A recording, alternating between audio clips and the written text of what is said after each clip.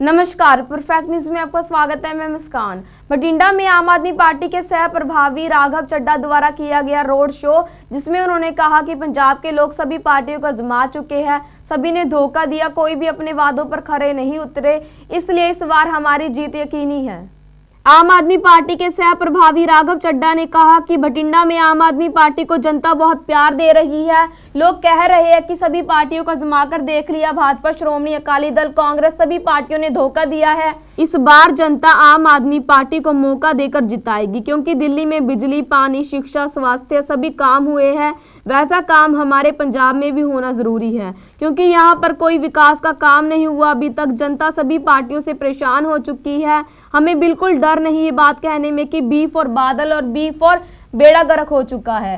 कहा कि आज तकरीबन 50 साल से श्रोमणी अकाली दल की सरकार म्यूनिसिपल कॉरपोरेशन में बनी हुई है, परंतु अब तक बहुत सारी सड़कें टूटी है, गड्ढे हैं जगह जगह पर, स्कूल की हालत, पानी की हालत, बिजली की हालत सब बेड़ा गर्क हो चुकी है, बिल्कुल भी सही नहीं है।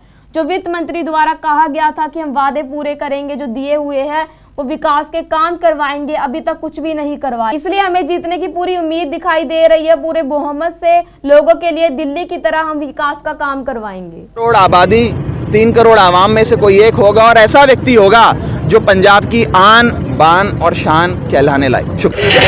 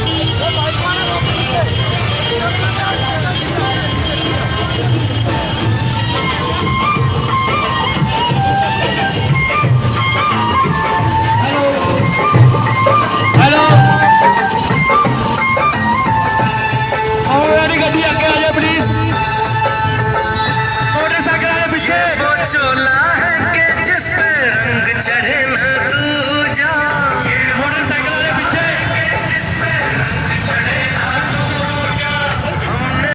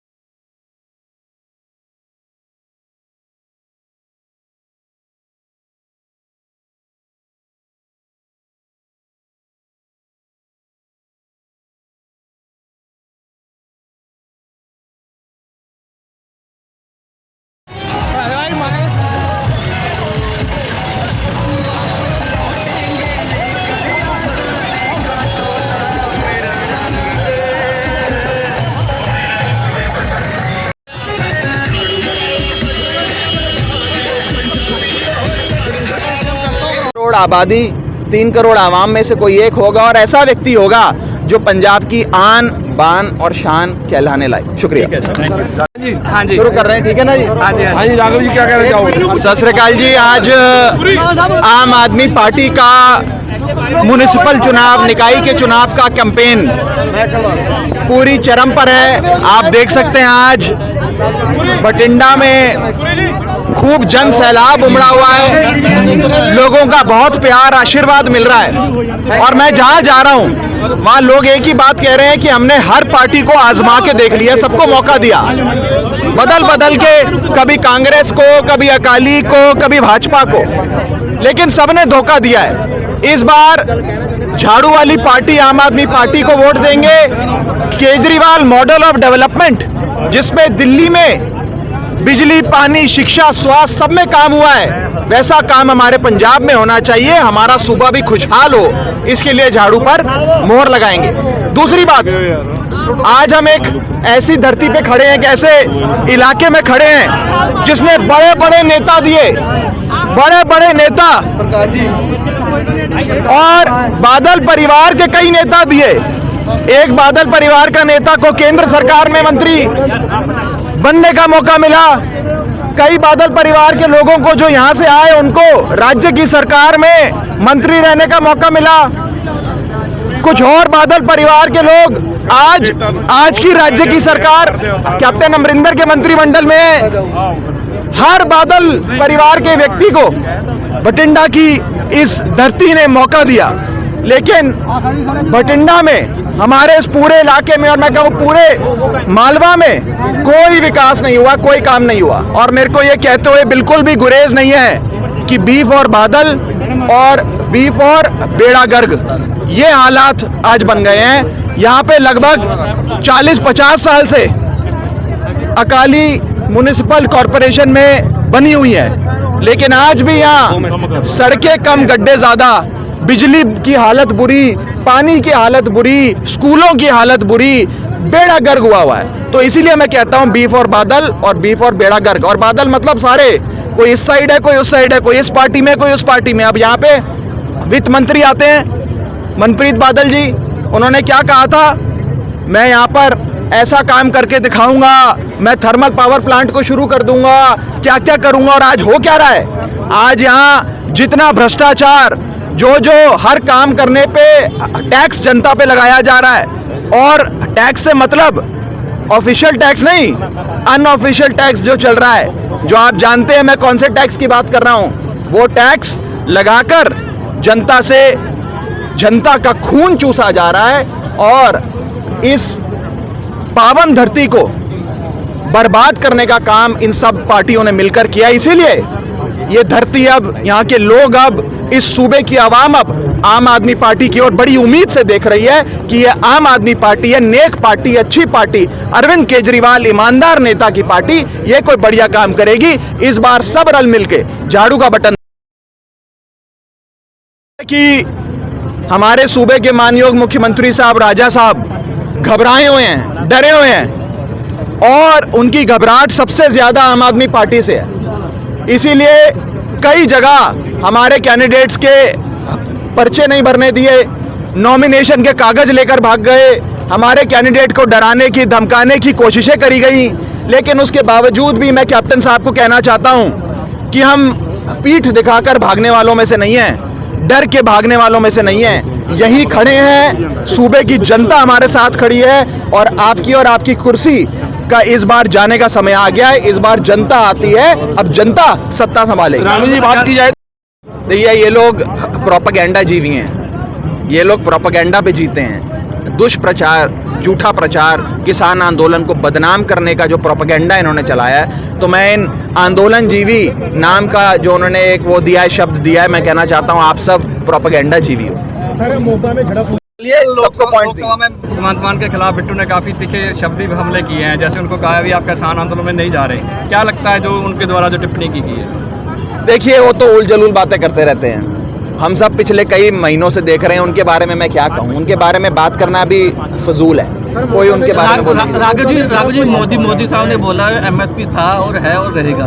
अब भाई ये बड़ा अजीब सा बयान है। एमएसपी था, एमएसपी है, एमएसपी रहेगा, ये कहते हैं प्रधानमंत्री मोदी जी। अब मुझे एक बात बताओ, जब किसान अपनी फसल बेचने जाएगा और एमएसपी मान लीजिए उसकी एक फसल की 800 रुपये है और बाजार में जाता है बेचने, मंडी में जाता है, तो मंडी में उसको या मंडी के बाहर उसको 400 रुपये मिलते हैं 800 की जगह, तो किसान कहेगा कि मेरे प्रधानमंत्री ने कहा है कि 800 रुपये की है एमएसपी, तो एमएसपी पे खरीदो।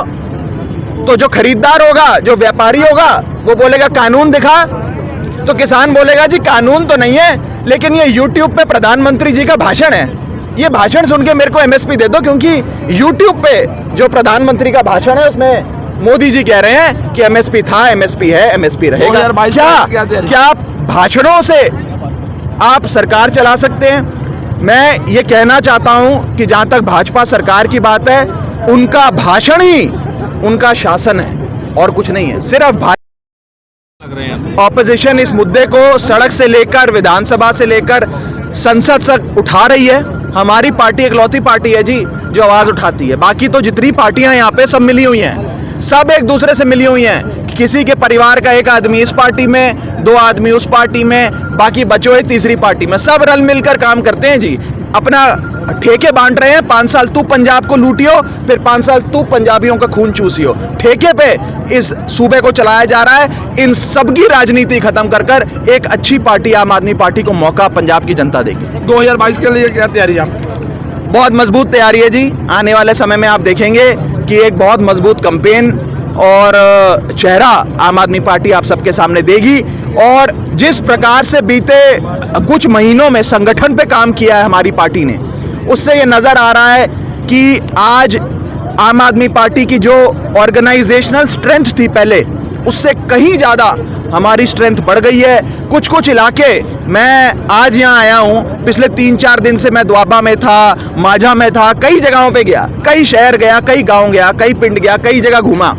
जो जो इलाके हमारे कमज़ोर कहे जाते थे, हमारे विरोधी कहते थे कि आम आदमी पार्टी का कमज़ोर इलाका है, वहाँ पर भी हजारों लोग हमारे हुजूम में शामिल होकर हमारे साथ सड़कों पे घूमे, लोगों से वोट मांगा। तो मैं आज ये पूरी मजबूती से कहना चाहता हूं कि सारा पंजाब मिलकर अब झाड़ू चलाने वाला है और इन सारी पार्टियों की राजनीति पर झाड़ू फेर देंगे। बठिंडा से कुलविंदर ग्रोवर की रिपोर्ट।